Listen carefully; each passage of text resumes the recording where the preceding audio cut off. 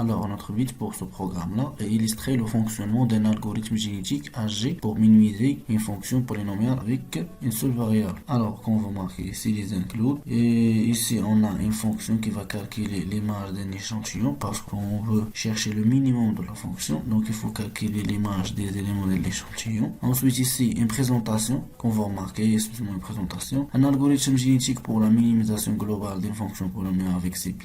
Donc, on va faire un petit programme qui explique la démarche de cette méthode d'optimisation avec une précision 10 à la puissance moins 6 en utilisant un échantillon de 400 individus. Alors ici, la déclaration des variables, on va utiliser un tableau de coefficients, un tableau d'échantillons pour avoir 400 individus, un tableau de croisement parce qu'on va sélectionner 20 éléments à partir des 400 éléments. C'est la sélection, on va les stocker dans tes croisements. Ici, un tableau de recherche pour avoir 3 recherches, on va voir tout ça. Ensuite, ici, la lecture des polys, le degré, est-ce qu'il y a un minimum ou non. Comme vous remarquez ici, votre polynôme de quel degré. Si par exemple mon degré est impair, le polynôme ne possède ni maximum ni minimum parce qu'un poly est défini dans R. Donc si la limite convexe tend vers plus 1 de f de x, je vais trouver plus l'infini si le poly est impair. Et la limite convexe tend vers moins l'infini égale moins l'infini. C'est pour ça que j'ai évité de chercher le minimum d'un poly impair.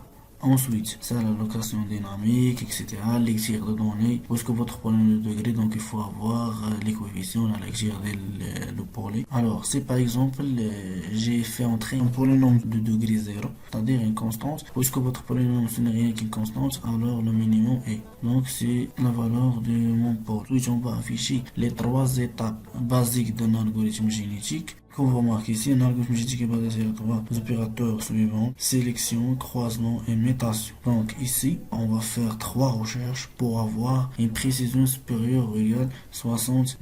Je vais répéter la démarche 3 fois. Donc je vais traiter la première recherche avec un échantillon, je vais faire la sélection, le croisement et la mutation. Je vais répéter ces étapes-là pour que à la fin je trouve 3 valeurs. Si mes 3 valeurs, au moins 2 valeurs sont égales avec une précision 10 à la puissance moins 4, je vais afficher le minimum. Sinon, j'ai pas arrivé à trouver mon minimum. Alors ici, ma boucle. Donc, à l'intérieur, on a pris un échantillon de 400 individus, comme vous remarquez ici. On a pris un signe moins 1 pour avoir des nombres positifs et négatifs parce qu'on pourrait définir dans R. Ensuite, la première boucle, elle va générer des nombres entre 0 et 1 avec 4 chiffres significatifs. C'est pour ça que j'ai multiplié par 1,1111 et divisé par 11111 pour avoir 4 chiffres significatifs. Ici, comme vous remarquez, j'ai ajouté cette condition if modulo 10 égale 0. Pourquoi? Parce que je cherche à afficher un tableau de 80 éléments avec 10 colonnes. C'est pour ça que j'ai utilisé un modulo ici. Et comme j'ai 80 individus, donc je vais trouver 10 colonnes et 8 lignes. Et ensuite, j'ai utilisé la même boucle 5 fois pour avoir 400 individus. Et pour la deuxième boucle, il va générer des nombres entre 0 et 10. La troisième, des nombres entre 0 et 100. On va générer 80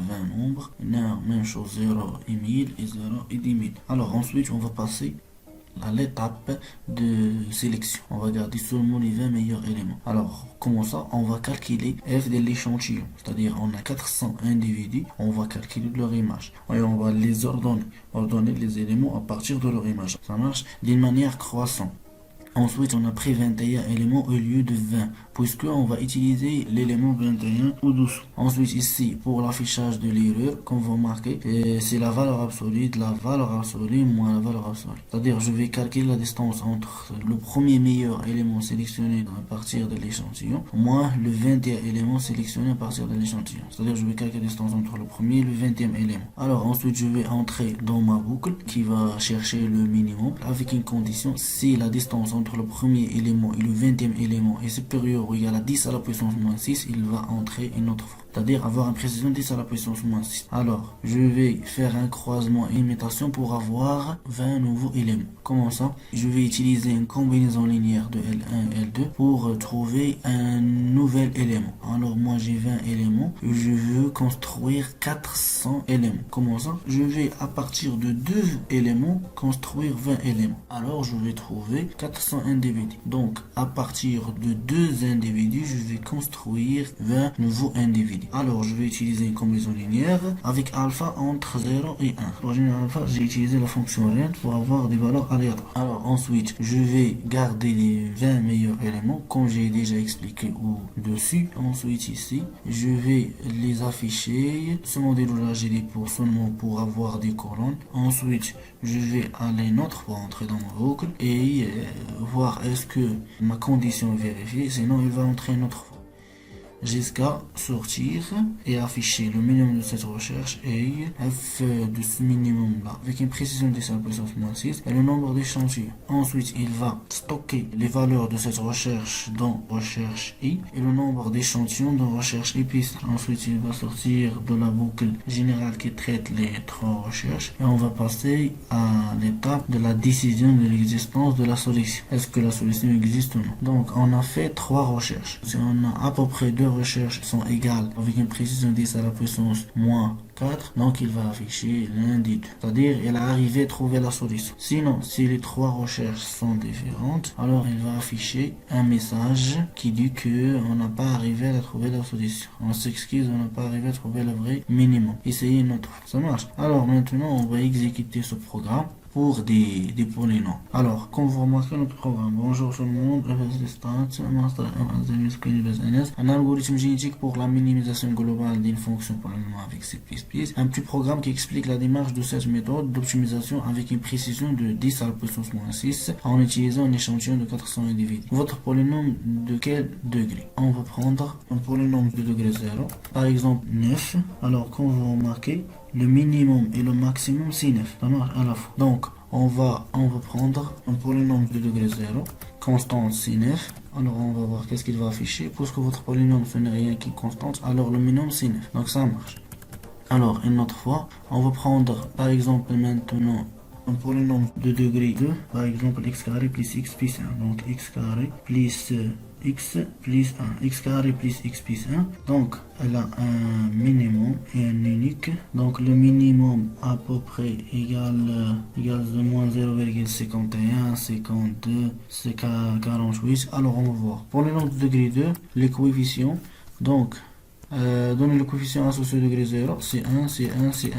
Alors, il va faire les trois recherches. Je vois ici moins 0,5, la deuxième recherche. Moins 0,49, 5, la troisième recherche. On trouve. Donc, votre minimum existe et x étoile égale à moins 0,5. Voilà la recherche. Maintenant, on va voir les trois recherches. Donc, on a pris un échantillon de 400 individus. Le premier tableau contient entre 20 individus. Le deuxième tableau contient entre 20, etc. Des nombres entre 0,10, entre 0,100, entre 0,1, entre 0,1000 et entre 0 et 10 000. Alors, il a sélectionné les meilleurs 20 éléments, comme vous remarquez ici. Donc, j'ai moins 0,53 jusqu'à moins 0,83. C'est les meilleurs 20 éléments. Donc, la distance entre le premier et le dernier, c'est 0,3018. Alors, il va faire un croisement, une mutation à partir des 20 éléments. Il va afficher ensuite un échantillon de 400 individus généré à partir des 20 meilleurs éléments. Donc, comme vous remarquez, on trouve moins 0,55, moins 0,32, des valeurs à peu près égales à moins 0,50. Ensuite, on va garder les meilleurs 20 éléments, moins 0,50 jusqu'à moins 0,50.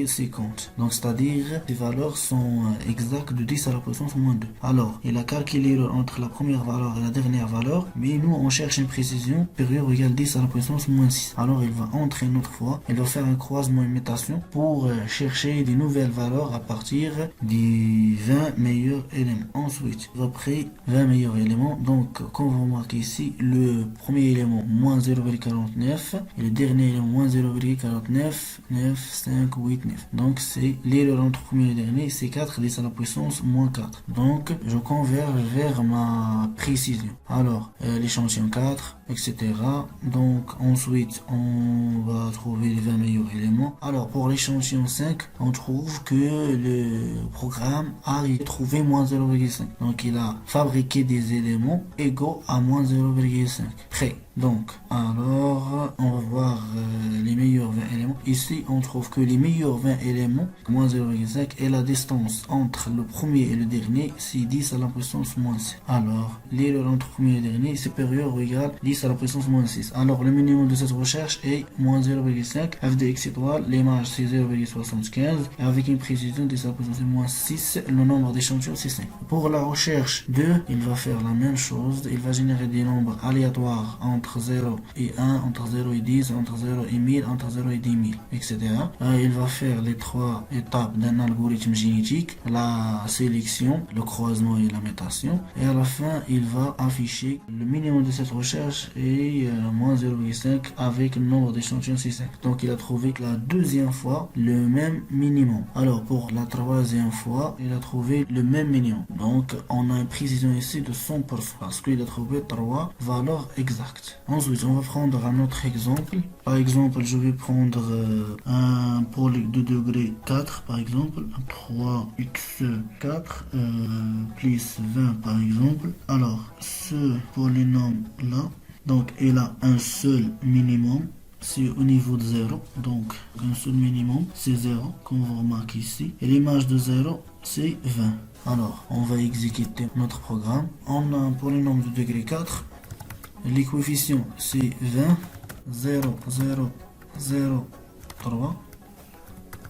Alors, il va faire les trois recherches. Je vois 0, moins 0, 10 à la puissance, moins 15. Alors, la troisième recherche. Donc, votre minimum existe. X étoile égale moins 7, 10 à la puissance, moins 5. C'est-à-dire 0,00007. Donc, 4 fois après, on trouve 7. C'est-à-dire 0. Pour la recherche 3, il a trouvé 6, 10 à la puissance, moins 5. C'est-à-dire 0. Pour la recherche 1, il a trouvé moins 7, 10 à la puissance, moins 5. C'est-à-dire à peu près 0. Avec un nombre d'échantillons, c'est 8. Pour la recherche 2, il a trouvé moins 0,0001, c'est-à-dire 1 10 à la puissance moins 4. Ça marche? Donc, on voit que les trois valeurs sont inférieures ou égales 10 à la puissance moins 4. C'est pour ça qu'il a affiché que votre minimum existe et moins 7, 10 à la puissance moins 5, c'est-à-dire 0. Alors, pour un autre exemple, on va prendre par exemple, même pour les, on ajoute moins 1 ici. Moins 1 ici. Donc, cette polynôme devient quoi?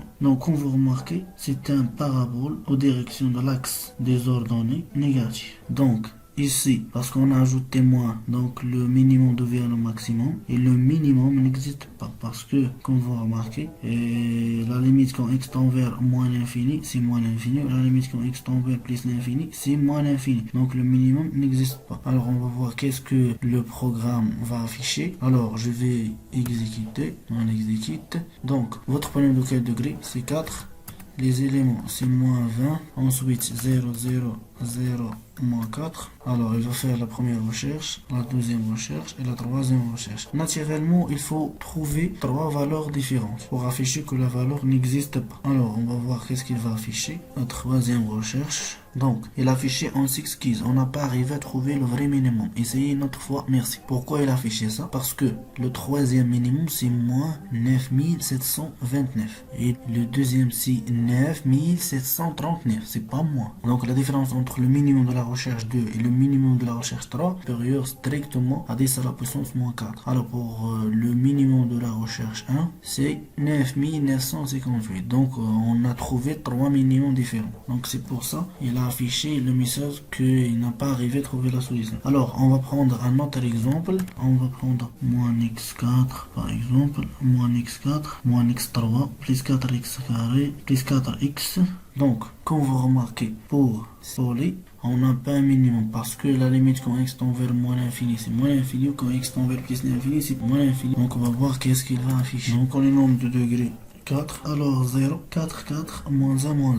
Donc on va voir qu'est-ce qu'il va afficher. Naturellement, il faut trouver trois valeurs différentes. Comme déjà vu, il faut afficher qu'il n'a pas arrivé à trouver la solution. Donc on voit qu'il a affiché le message. On n'a pas arrivé à trouver le vrai minimum. Alors, on va prendre un autre exemple. Pour le degré 4, je vais prendre par exemple x4 plus x3 moins 0,28x carré moins 0,28x Donc ici, comme vous remarquez, on trouve deux minimums. Et à peu près sont égaux. Mais on voit que le vrai minimum, c'est celui-ci. Donc c'est à peu près 0,33, 0,34. Donc on va tester. Alors, mon poly, c'est un poly de degré 4. Les coefficients, c'est 0, moins 0,28, moins 0,28. Ensuite, j'ai 1, 1. Donc 1, 1. Alors, il va traiter trois recherches. La solution, oui, je vois 0,32. La deuxième recherche, je vois 0,32. Pour la troisième recherche, je vois aussi 0,32. Donc, il est arrivé à trouver la solution. Votre minimum existe, x étoile égale 0,32, 79 et 18. Donc, voir la recherche. Donc, le minimum de cette recherche, x étoile égale 0,32, 79, 18. f de x étoile, c'est à peu près moins 0,007. Donc, avec une prise de 10 à la puissance moins 6 et 5 échantillons. Et la distance entre le premier élément et le dernier élément supérieur à 10 à la puissance moins 6, notre précision. Donc, le programme converge vers le minimum. Alors, ensuite, je vais prendre maintenant un poly qui a deux minimums, par exemple, égaux. Je vais prendre, par exemple, x4 moins x carré. Et je vais voir qu'est-ce qu'il va afficher. Donc, j'ai deux mêmes minimums. Donc, moins 0,71 et 0,71. Alors, on va voir qu'est-ce qu'il va afficher. Donc, pour le nombre de degré 4, 0, 0, moins 1, 0 et 1. Donc, votre minimum existe et 0,7. Donc, il a affiché le minimum positif. Voilà la recherche 2. Nous, on va voir les trois recherches. Pour la troisième recherche, je vois qu'il arrivait à trouver le minimum négatif, moins 0,7. Pour la recherche 2, il a trouvé le minimum positif. Ici, comme vous remarquez, voilà la recherche 2, il a trouvé le minimum positif. Directement, on va aller voir la recherche maintenant 1. On va voir qu'est-ce qu'il a trouvé. Est-ce que le minimum positif ou le minimum négatif. Alors, pour la recherche 1, il a trouvé le minimum positif. C'est pour ça qu'il a affiché le minimum positif. Parce que s'il a trouvé deux minimums négatifs, il va afficher le minimum de ces deux recherches. Alors, on va prendre maintenant un poly de degré 6. Je vais prendre par exemple x6, p6,5, moins 5x4, moins 5x3, plus 6x carré, plus 6x. Alors, notre graphe, comme vous remarquez, il y en a trois minimums. Alors, le minimum global, c'est ça. Donc, la valeur de x, c'est quoi? À peu près égal, c'est 0,4. Et l'image, c'est moins 1,25. On va voir ce qu'il va trouver. Le minimum global, malgré il y en a trois minimums. Alors, on va exécuter notre programme. Pour le nombre de degrés 6, les coefficients, c'est 0, 6, 6, moins 5, 1. Donc, il va aller chercher les trois recherches. Alors, comme vous remarquez, il a trouvé moins 0,41. Donc, il est arrivé à trouver notre minimum. Donc, votre minimum existe, x étoile égale moins 0,41. Donc, il a trouvé le minimum exact à partir de trois minimums locaux. Il a trouvé le vrai minimum. Donc, voir la recherche 1. Pour la recherche 1, il a trouvé le vrai minimum. Même chose pour la recherche 2. Il a trouvé moins 0,41. Pour la recherche 1, il a trouvé aussi moins 0,41. Donc, c'est ça un programme qui cherche à trouver le minimum d'une fonction en utilisant un algorithme génétique.